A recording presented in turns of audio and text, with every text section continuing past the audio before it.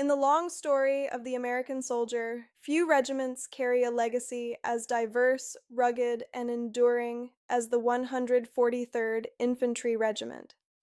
Forged on the Texas frontier, blooded in the First World War, tested again in the crucible of the Second, the 143rd stands as one of the proud combat arms of the United States Army. The story of the 143rd begins not on the battlefields of Europe, but in the heat and dust of the American Southwest.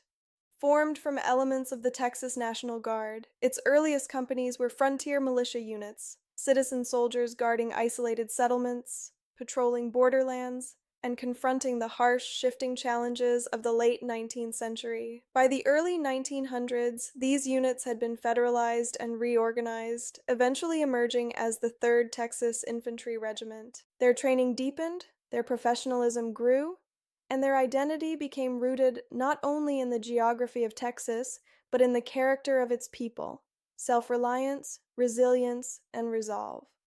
When the United States entered the First World War in April 1917, these Texas volunteers would soon become part of something far larger. In October 1917, as the U.S. Army reorganized its growing force for combat in Europe, the 3rd Texas Infantry was redesignated the 143rd Infantry Regiment and assigned to the newly formed 36th Division, the Texas-Oklahoma Division. Training intensified at Camp Bowie. Recruits learned trench warfare, gas defense, bayonet fighting, and the grinding demands of modern war. Many had never left their home counties. Now they were preparing for the battlefields of France. The regiment arrived on the Western Front in the autumn of 1918. Though the war was entering its final phase, the 143rd would see fierce combat in the Meuse-Argonne Offensive, the largest American operation of the war. Alongside their sister regiments, the Texans entered the line near Saint-Étienne. Dense fog, broken terrain, and dug-in German defenders made every yard a cost. The 143rd advanced through shell-torn farmland, capturing key high ground and blunting counterattacks. Though their time at the front was brief, it was intense. The regiment suffered significant casualties in its final pushes toward the German lines before the armistice of November 11th. The men returned to the United States, praised for determination and professionalism. The regiment was demobilized, only to be reborn in the years that followed. In 1920, the 143rd Infantry was reconstituted within the Texas National Guard. The interwar years saw quiet service, but service nonetheless. Drills continued, standards improved, officers and NCOs built a core of discipline that would be crucial in the years ahead. Few could foresee how soon it would be needed. When the United States entered World War II, the 143rd Infantry Regiment again mobilized with the 36th Infantry Division. After months of training across the U.S. and in North Africa, the regiment prepared for its most demanding campaign yet. Salerno, 1943 waves crashing, landing craft, gunfire. On September 9, 1943, the 143rd came ashore near Paestum during the Salerno landings, the first major American invasion of mainland Europe. Under heavy fire, the regiment fought tenaciously to hold the precarious beachhead. Counterattacks by German armor threatened to push the Allies back into the sea. The Texans held. The Volturno Line. By October, the regiment was advancing through the rugged Italian countryside toward the German defensive belts north of Naples.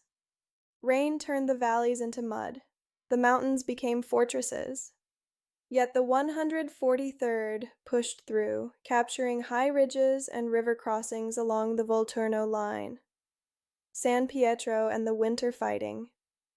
In December 1943, the regiment played a central role in the assault on the German strongpoint at San Pietro in Fine, a brutal, grinding engagement among rocky slopes and shattered stone villages. Casualties were heavy, the terrain unforgiving, but the 143rd succeeded in breaking through one of the strongest enemy positions in the winter campaign. Southern France, Operation Dragoon.